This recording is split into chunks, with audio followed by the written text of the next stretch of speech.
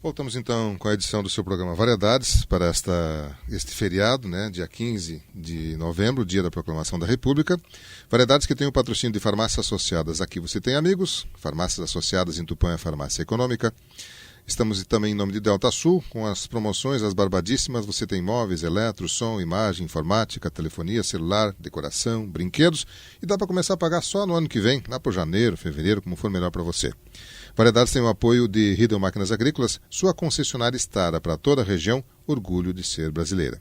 Nós estamos com a nossa convidada, a professora Denise Quaiato, que é professora de História da Escola Divino Mestre aqui do Tupã-Ciretã e que hoje está nos trazendo um pouco daquilo que faz parte da história desta data importante. No bloco anterior, ela resgatou um pouco do que levou à proclamação da República, seus primeiros anos, enfim, a chamada República Velha também, mas ela gostaria de complementar alguns detalhes do que ela comentou no bloco anterior. Professora, por favor, fique à vontade. Concluindo, então, a questão da República Velha, então, nossa primeira fase da nossa República, né? Nós falamos em questões políticas, né? Algumas estruturas políticas. Só para salientar, então, um pouquinho da economia. Na verdade, a economia ela não tem grandes novidades. O Brasil permanece um país agroexportador, né, por excelência, e principalmente o café nós temos, né, tanto que isso leva a oligarquia de São Paulo ser a mais influente do país. Então, a agroexportação, principalmente o café, nós temos um produto novo que é a borracha, né, que também passa a ser exportado na República Velha, mas por muito pouco tempo. E a questão social é interessante na República Velha, porque, como a gente havia falado no bloco anterior, a primeira preocupação, a grande preocupação do novo regime era se estabelecer enquanto regime duradouro. E a questão social foi deixada de lado pelo governo, né? Nós vivemos na República Velha graves problemas sociais, né?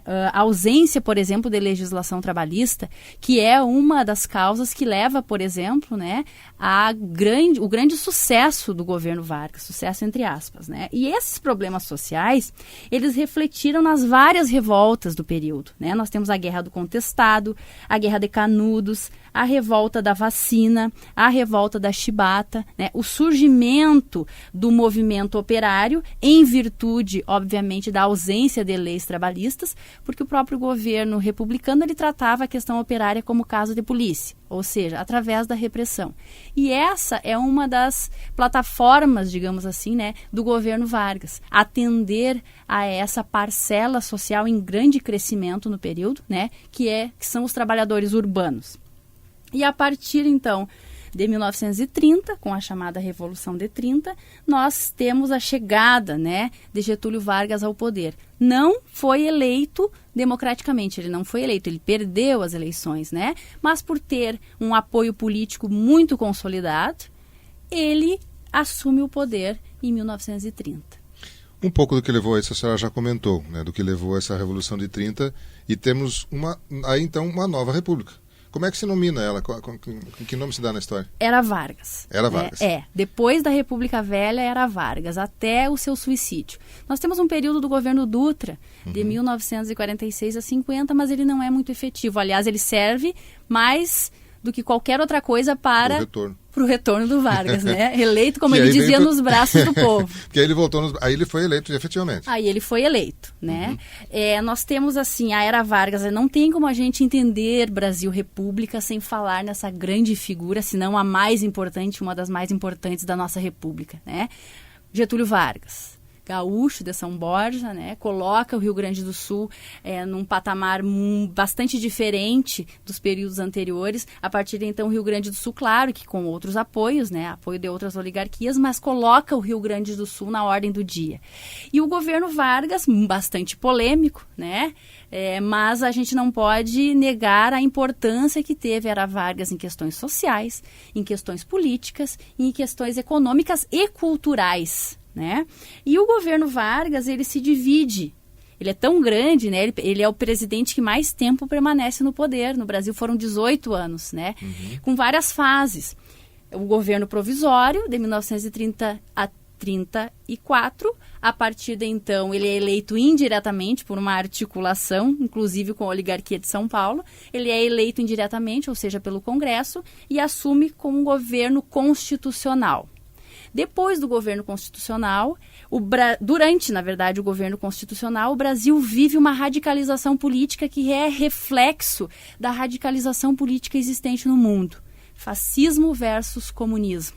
Né? Então, o medo das classes mais conservadoras de que seja implementado o comunismo no Brasil leva o Vargas, né, a formular um plano, né, ou como a gente diria, né, hoje em dia, numa expressão bastante utilizada nas redes sociais, uma fake news, que foi o plano Cohen, né, forjado, no qual haveria, né, um suposto perigo comunista de invadir o Brasil e adotar, né, uma ditadura com o apoio da União Soviética, o que levou então o Vargas a decretar o Estado Novo, rasgando pela segunda vez uma Constituição brasileira, né? E daí depois eu vou chegar nas principais características assim do governo Vargas, bem sucintamente, mas ele rasga uma nova Constituição, aquela que o elegeu indiretamente, e implementa a ditadura Estado novista, né? O Estado Novo, de 1937 a 1945.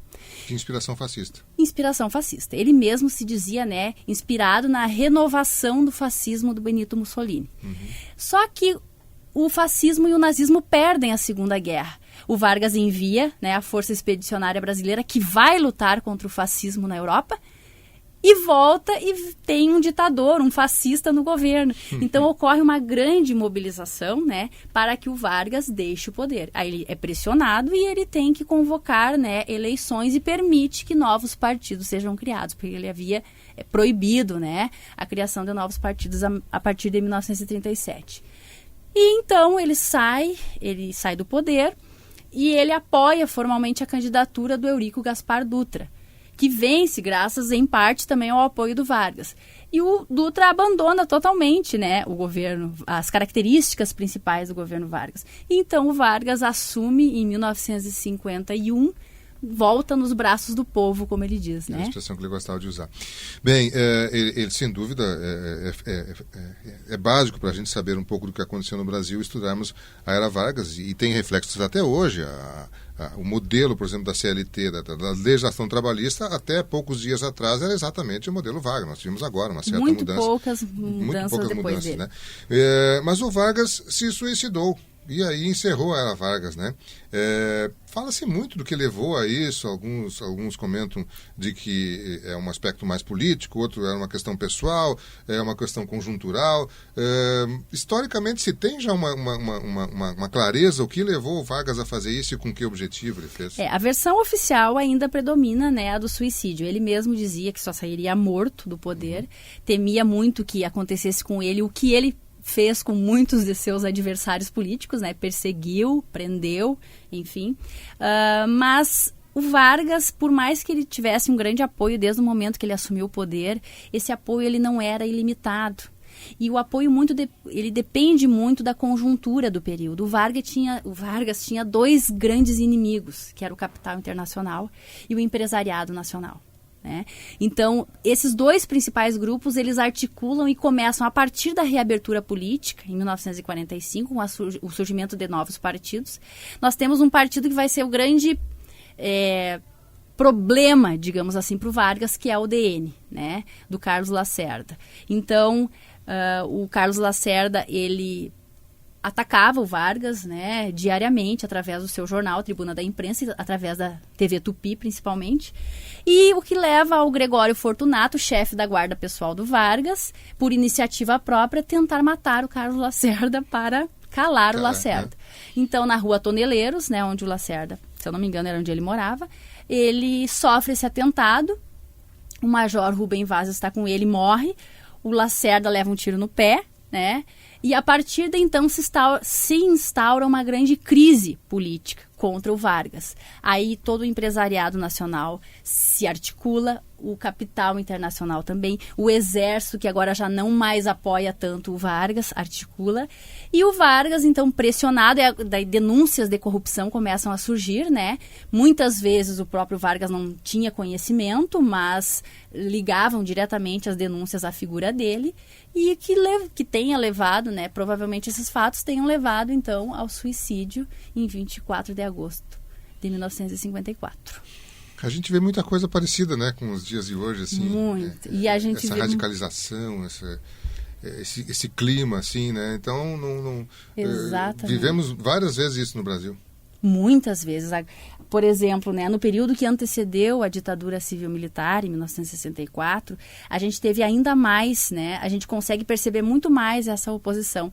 A crise que levou à deposição do governo João Goulart, né, ela está diretamente relacionada a interesses que a gente vê até hoje, de grupos que a gente percebe, grupos opostos, né, que existem até hoje. Né, esses interesses, enfim, é uma recorrente da história do nosso país. Eu vou ter que fazer um novo intervalo, a gente falou um pouco agora da Era Vargas e vamos prosseguir nesse resgate da história da proclamação da República, da nossa República já proclamada. Você já viu aí a República Velha, a Era Vargas, né? Mas nós continuamos na República. Aliás, nós tivemos há pouco tempo aí uma pesquisa, você brasileiro participou de agora me faltou o termo, plebiscito, muito obrigado, professora, de um plebiscito, né, que a gente havia a possibilidade de voltar ao monarquismo, né?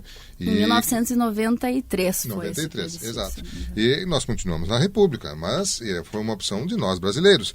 Vamos fazer um rápido intervalo comercial, eu já retorno para a gente conversar com a professora Denise Quaiato, que é a nossa professora de História, que está aqui junto conosco hoje, resgatando esses momentos, esse aspecto que leva a nós termos um dia como um feriado no dia de hoje. Eu vou a um rápido intervalo comercial, mas eu já retorno com o seu programa Variedades, que tem o patrocínio de Farmácias Associadas. Aqui você tem amigos, Farmácias Associadas em Tupã, a Farmácia Econômica, na Avenida Rio Branco 437, telefone 3272-1444. Delta Sul e as barbadíssimas móveis, eletro, som, imagem, informática, telefonia celular, brinquedos, decoração, você começa a pagar só no ano que vem, janeiro ou fevereiro, na Delta Sul.